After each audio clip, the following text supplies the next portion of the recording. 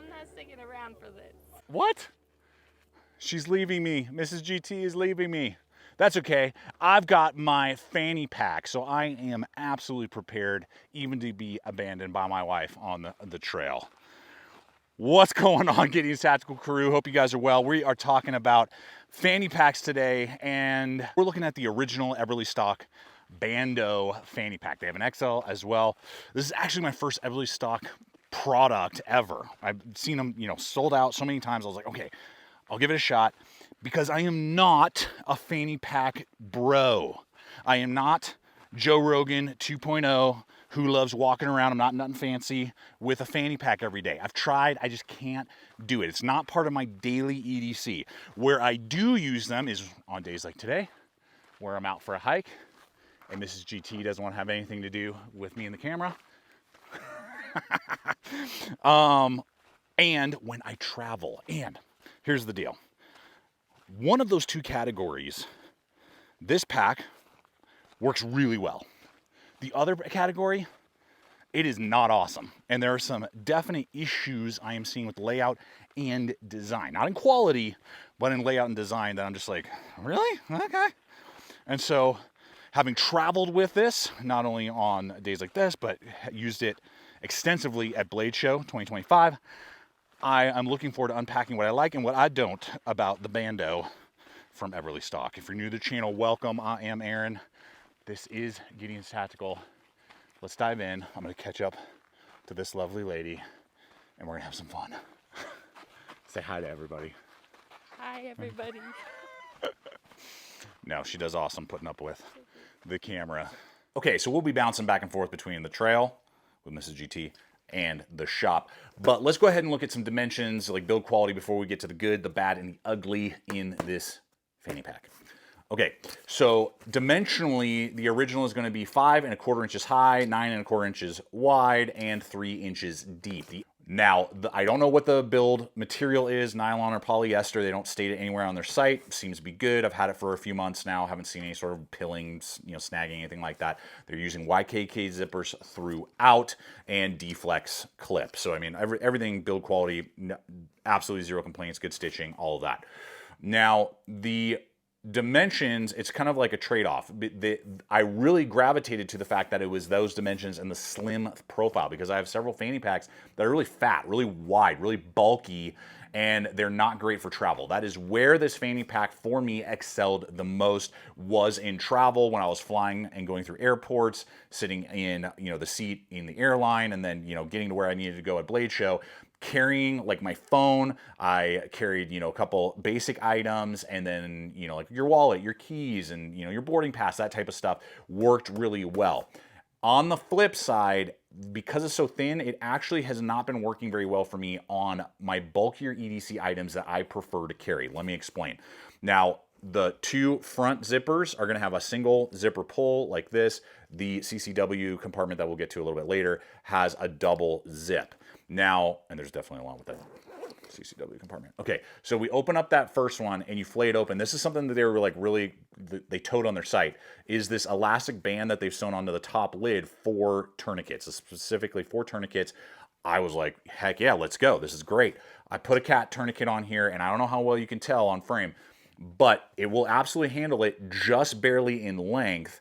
And because of the way that they had the zippers stop prematurely from the back end, means that you cannot clamshell this open very well. And what ends up happening is it blocks, when it's on your person, the ability to access, especially that zipper pocket, very well. From my experience, you're fighting with it. You're like digging and acting all goofy, trying to get to something and then get it out. And if you put any other kind of bulkier items in there at all, it almost makes it a non-starter. So it's almost like a dedicated tourniquet, or maybe like in a like boo-boo Band-Aid like pocket, if you're going to run a tourniquet. And then trying to close it, you can just see here, you're really like fighting with it all the time to try and get over, and you're pushing and tucking. It is just not super intuitive. And a lot of it is just the dimensions and the way that they made the zippers stop prematurely, in my opinion. If they had just come further back, you could have flayed it open a little bit better, and then it would have been a better overall fit and probably been able to work better. So I opted, and I do not carry it with a cat tourniquet in there. Rat tourniquets, if you want to go that route, would be a little bit more compact, probably a little easier to run. So just a little data point, but if you do a cat, I would opt for something else probably there, unless you're just going to dedicate this to like not really accessing stuff in there very often, which maybe, you know, just some boo-boo kit stuff on top of that. Great. Now, instead, like especially when I was traveling, doing like my flashlight and my Spartan tactical Sharpie in there worked great, so it will fit other items without issue. Then we have this YKK mesh pocket back in here, great for slimmer items, but again, for that EDC, if I start putting like my multi-tool and trying to fit like a full-size Leatherman or something in there, and then like a full-size battery bank, and then your wallet, it really starts to like beef up, and then you're fighting with everything all the time. And so you're really gonna have to commit to either like, again, for travel, it was great for just like a phone and my wallet in this main compartment, but you start adding a bunch of extra little stuff that you want to carry in, try and build out an EDC kit that's more than like maybe 3-4 items. I don't know. It's got a divider right there with 2 little elastics, but again, it's because of the depth that they decided to go with. That is a limiting factor depending on what you're going to do in that main compartment. Could be a positive if you just have a few slim items. Now, as we go to the front pocket compartment right there, great for little slim items like a little micro fixed blade from that's a Demco. So, you know, I would put like my hand sanitizer, butt wipes, a few things in there. No key keeper. There's no key keeper or even like a paracord loop to put a D-ring or some sort of attachment. I always like that for peace of mind when I am carrying my keys, but just nowhere in this fanny pack has the option to tether your keys or even really attachment points, except for just like running one on the YKK zipper for the main compartment. So not the end of the world. A lot of fanny packs don't do that, but when they do, it's a good little selling point and just a little data point for you guys there. What a maroon. All right, I was totally screwing that up. I got ahead of Mrs. GT. Now, one thing I do have to say is I love the color palette that they've chosen. You know, most of the time we either get like bright, sporty, you know, trucking pole colors on our fanny packs that are out there, or you get like full-on tactical mode camos and OD greens, you know, and coyote tan. But these are all kind of like off colors that I think are muted, which is excellent. And I went for kind of like a black, kind of gray, black zippers, gray tan kind of thing. It just looks good and really like disappears and isn't screaming, you know, like 80s vibe roller skates on South Beach. And it also doesn't scream like, look at the gun in my fanny pack. So I think that's a good aspect that I appreciate. You need to take those sunglasses off. Have you just been watching my fanny this entire video? Now, we got lots more to get to, including that concealed carry compartment and how firearms may fit in there and which ones might be better suited than you might think. Take just a moment to thank LA Police Gear for sponsoring the content in this video. They've been a longtime sponsor here. They're not afraid of content that involves, you know, blades and sidearms and that type of stuff. And they are a really good resource for many of us in the preparedness, you know, outdoor community. And I want to particularly highlight these new terrain sun hoodies they just released. I just got my hands on them and I am really digging it, because not only do we get SPF 50 sun protection, you know, so great for days at the lake when you're fishing, day hiking, whatever it may be, great breathability, got, you know, like thumb holes, really nice there. Lots of color combinations that aren't just tactical in their application. Good hood to really get over there and protect those ears and other, you know, aspects of your body. And true to size, I wear large everything, and these are large and they're fitting great. But the best part, that we get good build quality for the price. These things currently are on sale for $30. So an excellent time to score yourself a sun hoodie for all of those outdoor adventures as things are starting to cool off a little bit. You know, we're getting out of July, so it's perfect to keep yourself protected from the sun, but also be able to enjoy the outdoors. So I'll have a link popping up, as well as my exclusive 10% off promo code that you can apply site-wide that can help you save a little bit more. Okay, to the CCW compartment. Now, you get those 2 zippers. This is not going to have any sort of pull tab, and in fact, most don't. There are a few, including previously reviewed the HELIKON Tex Rat. Now, this is quite a bit bigger fanny pack and right around that same cost, but this has a big pull tab right here on either side that you can then grab and easily deploy whatever would be inside your large CCW compartment. I would like to see that become standard on most fanny packs. This does not, so you got to like kind of fillet it open a little bit, and then you're just going to be sticking actually across. You're going to be sticking your hand in like this to pull and then deploy the firearm. Now, the EBERLESTOCK states that this can handle up to a Glock 19 and similar size firearms. Well, fun factoid, this has already been previously cleared, but we will just do it right here. Nothing. There you go. Now, they're going to give you this little elastic band in there. I don't know what that would be for. I couldn't really figure it out. So you're going to have to, you know, purchase your separate nylon backer here with Velcro to attach to the Velcro wall.